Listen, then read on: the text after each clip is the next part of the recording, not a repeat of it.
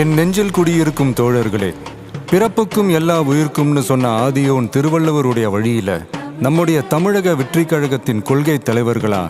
பகுத்தறிவு பகலவன் தந்தை பெரியாரையும், பார்போற்றும் பெருந்தலைவர் காமராஜரையும், அரசியல் சட்ட மாமேதை டாக்டர் அம்பேத்கரையும், வீர தமிழ் மங்கை வேலு நாச்சியாரையும்,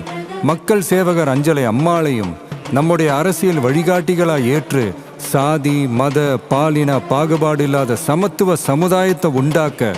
மதச்சார்பற்ற சமூக நீதி கொள்கைகள், அதாவது செக்யூலர் சோஷியல் ஜஸ்டிஸ் ஐடியாலஜிஸோட நம்ம தமிழக வெற்றி கழகத்தின் வழியா உங்களுக்காக உழைக்கணும்னு நான் வரேன்.